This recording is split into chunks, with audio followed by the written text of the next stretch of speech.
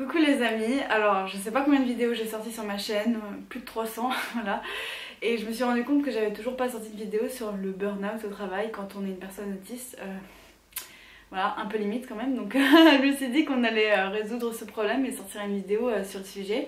J'avais envie de faire un résumé un peu rapide, ne pas faire une vidéo trop longue, mais vraiment juste dans les grandes lignes, expliquer à des gens voilà, qui peut-être rentreraient dans l'univers de l'autisme comme ça, pourquoi est-ce que voilà, le burn-out au travail c'est un vrai problème pour les personnes autistes, pourquoi est-ce que c'est aussi fréquent chez les personnes qui sont concernées par les TSA, parce que voilà, c'est un sujet quand même qui est parmi les plus récurrents en fait dans la thématique. Moi personnellement j'ai jamais fait de vrai gros burn-out au travail, j'ai déjà été en arrêt maladie pour épuisement etc, mais ça s'est toujours limité à ça parce que voilà, j'ai eu de la chance voilà, de pouvoir toujours adapter mon quotidien en fait à mes besoins, mes spécificités etc. Donc j'ai vraiment l'immense privilège en fait voilà, de pas avoir directement vécu ça. Néanmoins toutes les personnes voilà, qui parlent d'autisme sur les réseaux partagent évidemment ce qu'elles vivent, pourquoi c'est arrivé etc.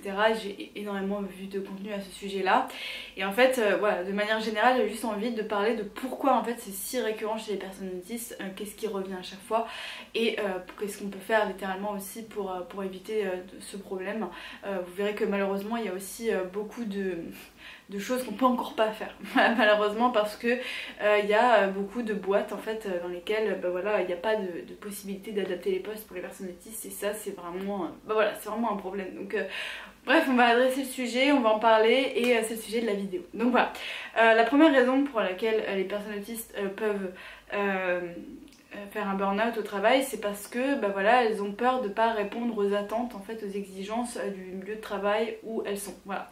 Notamment si le poste en fait qu'elles occupent est pas forcément adapté en fait à leur fonctionnement. Par exemple si c'est un poste qui est bruyant, un poste qui implique beaucoup d'appels téléphoniques alors que la personne est très mal à l'aise au téléphone, si il y a beaucoup de sollicitations, c'est-à-dire que voilà, la personne est souvent interrompue dans ce qu'elle est en train de faire etc, et qu'elle a du mal à passer d'une tâche à l'autre rapidement, tout ce genre de choses voilà, qui font partie des difficultés des personnes autistes. Si la personne se retrouve dans un poste où vraiment rien de tout ça en fait n'est adapté à son fonctionnement et que la personne a quand même envie d'avoir un travail, elle a quand même envie d'être indépendante financièrement, elle a quand même envie d'avoir ce poste parce que peut-être c'est un poste pour lequel elle s'est battue, elle a peut-être fait des études pour avoir ce travail, donc voilà, elle a envie quand même de persévérer, forcément la personne va beaucoup compenser, va beaucoup donner de soi, va beaucoup se mettre de côté aussi pour réussir en fait à répondre aux exigences, aux attentes du poste dans lequel la personne est, voilà, et donc forcément ça mène au burn-out, voilà, ça mène à l'épuisement puis au burn-out.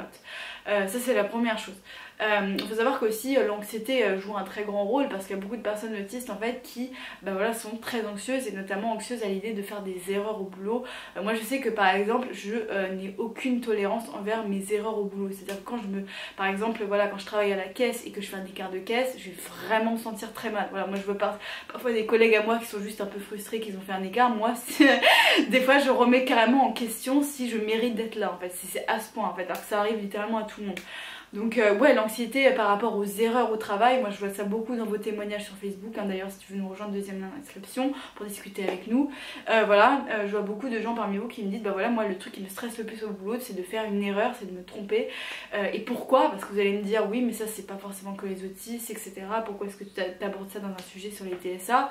C'est parce que les autistes souvent ils ont déjà conscience que de base ils font pas mal de bourdes, notamment des bourdes sociales, parce qu'ils ont du mal avec tout ce qui est les codes sociaux, interagir socialement etc. Donc ils ont peur en fait de ne pas correspondre à ce qu'on attend d'eux, donc forcément ça va se répercuter non pas sur toutes les zones de leur vie, donc le travail, la vie de famille etc, parce qu'ils vont se dire, ils vont avoir ce réflexe en fait de se dire est-ce que ce que je fais c'est approprié par rapport à mon environnement, est-ce que voilà, est-ce que je fais une bourde ou pas une bourde. Voilà, je tiens à préciser que tous les autistes ne le font pas, il y a des autistes qui ont moins cette conscience là, qui se stressent moins par rapport à ça, mais voilà, une grande partie d'entre eux sont concernés par ce problème là.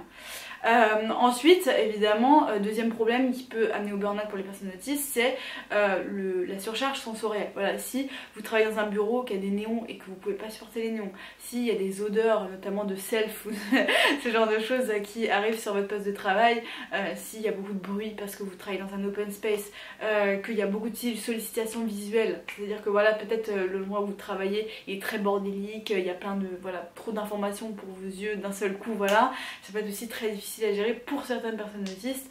Voilà, si sensoriellement l'environnement n'est pas adapté à votre fonctionnement, bah forcément vous allez surcompenser et forcément vous allez au bout d'un moment vous épuiser totalement. Surtout si c'est un travail où vous y allez tous les jours du matin au soir et que c'est littéralement bah voilà, votre vie en fait parce que vous y allez tout le temps, bah ça peut, voilà, en fonction de votre sensibilité sensorielle, parce que tous les autistes ne sont pas sensibles au même niveau, au même truc, au même moment, etc. Mais si c'est vraiment un problème pour vous, le bruit, les lumières, etc., bah ça peut vraiment vous handicaper et vous amener au burn-out progressivement. Il faut savoir aussi que bah voilà, moi j'ai tout vu, hein. Moi j'ai vu des autistes qui sont très peu dérangés par le bruit, hein. Donc tout est possible, hein, je tiens à le préciser, hein. Tous les autistes ne sont pas spécialement dérangés par le bruit, hein. Moi j'en ai vu littéralement de mes propres yeux qui évoluent très bien dans des endroits bruyants, voilà, mais tout est possible. Enfin dans la plupart des cas c'est un problème. Ensuite, troisième truc qui peut amener au burn-out dans le monde du travail pour les personnes autistes, c'est les imprévus répétés.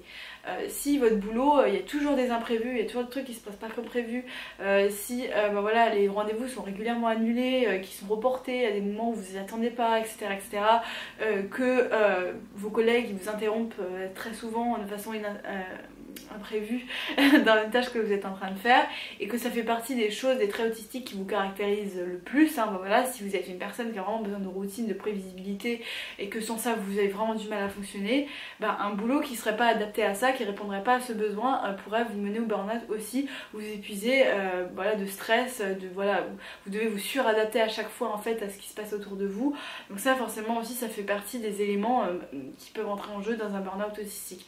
Faut savoir que là voilà, j'énumère plein de raisons, mais évidemment généralement ce qui se passe quand une personne autiste fait un burn-out, c'est plusieurs raisons à la fois qui se cumulent et qui font que vous vous suradaptez à plusieurs problèmes à la fois et du coup bah, votre corps au bout d'un moment il lâche quoi. Donc en gros c'est ça, là je ne fais qu'énumérer certaines possibilités, certaines raisons qui peuvent amener les personnes autistes qui travaillent au burn-out.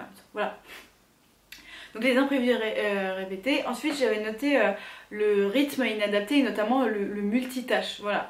Il y a beaucoup de personnes autistes qui ont énormément de mal avec le multitâche, faire plusieurs choses en même temps, traiter plusieurs informations en même temps. Je me souviens quand j'ai commencé mon premier job étudiant, j'ai travaillé chez McDo. C'est clairement pas un travail adapté pour les personnes autistes, enfin voilà, vous voyez le délire. Néanmoins, je tiens quand même à préciser, ce qui est bien chez McDo, c'est que c'est extrêmement routinier, hein. C'est toujours la même chose, c'est des trucs très répétitifs, etc. Donc ça c'est cool. Bref. Enfin bon, je me souviens que quand j'avais appris à faire des sandwichs, hein, littéralement au McDo, littéralement quand je faisais mon sandwich, j'entendais plus rien autour de moi parce que j'étais pas multitâche, j'arrivais pas à faire plusieurs choses en même temps, c'est-à-dire faire le sandwich et en même temps écouter ce qu'une personne me dit quand elle est derrière. Et à un moment j'ai une collègue, c'est celle qui était en train de me former, elle m'a dit « Mais Ange, t'écoutes rien ». Voilà, elle m'a engueulée en me disant « Mais Ange, c'est chiant, t'écoutes rien ». Et j'étais hyper vexée parce qu'en fait, moi j'avais vraiment envie de bien faire, j'avais vraiment envie d'écouter aussi, voilà ce que me disait ma formatrice. Mais en fait j'arrivais pas à faire plusieurs choses en même temps, j'arrivais pas en même temps à me concentrer sur l'élaboration du sandwich et en même temps écouter ce que dit ma collègue. Donc ça c'est voilà, ça amène à beaucoup d'incompréhension de la part des collègues hein, qui comprennent pas. Voilà, quand vous êtes concentré sur une tâche, peut-être vous entendez plus du tout ce qu'il y a autour de vous, les sons autour de vous, ou alors votre cerveau est totalement en hyper focus et vous n'arrivez plus à faire autre chose en même temps. Mais voilà, ça les collègues peuvent mal le prendre, pas du tout le comprendre. Voilà, moi comme vous voyez dans l'anecdote que je vous ai racontée, ça m'est arrivé. Donc forcément voilà, essayer de faire plusieurs tâches en même temps, se forcer à le faire, ça peut amener à une fatigue en fait qui s'installe en fait à chaque fois qu'on va au travail et voilà, petit à petit mener à des situations de burn-out parce que voilà, vous pouvez pas non plus vous surmener tous les jours à un rythme de ce type là. Voilà. Et le dernier truc aussi qui peut aussi beaucoup jouer, parce que le burn-out ça se passe aussi beaucoup dans la tête et dans la santé mentale, c'est le manque de soutien de vos collègues. Voilà, si vous vous rendez compte que vos collègues en fait ils vous comprennent pas, parfois que vous avez aussi du mal à leur parler de votre différence, parce que voilà, moi je sais qu'il y en a beaucoup parmi vous qui parlent pas du tout de leur autisme au travail parce que voilà, ils ont peur que ça les pénalise, qu'ils soient regardés différemment, qu'ils soient voilà, moins bien traités parce que voilà, ils sont considérés comme handicapés par les collègues, etc. Ou même voilà, peut-être vous avez fait votre coming out mais voilà, les collègues comprennent pas forcément, ils vous soutiennent pas forcément, peut-être vous allez être mis à l'écart aussi par vos collègues. Moi j'ai vu des situations comme ça, il y a certains collègues, alors ça c'est un truc que j'ai remarqué dans tous les boulots que j'ai fait, bon j'ai pas fait un milliard de boulots hein. Et voilà, tous les stages / boulots que j'ai fait voilà, dans ma vie d'étudiante, je me suis rendu compte qu'il y a toujours des collègues qui sont vraiment très réfractaires, enfin très adverses, je sais pas comment on dit ça, j'arrive pas à trouver un mot qui me convient. C'est pas grave, mais qui sont très agressifs avec les nouveaux, avec les gens qui sont pas encore bien intégrés dans le groupe, qui vont peut-être besoin d'un peu plus de temps pour réaliser une tâche qu'une d'autres. Voilà, je vois ça systématiquement, il y a des collègues comme ça qui sont agressifs envers les nouveaux, pas forcément les nouveaux, mais les personnes qui sont un peu plus lentes, qui ont besoin de plus de temps, etc. Et ça peut vraiment peser pour les personnes concernées. Voilà, si vous êtes la personne en question qui a vraiment besoin qu'on lui répète plusieurs fois les trucs, qui est un peu plus lente que le reste du groupe, etc. Ben voilà, il y a certains qui vont être agressifs envers vous, ça peut vraiment vous mettre très mal psychologiquement.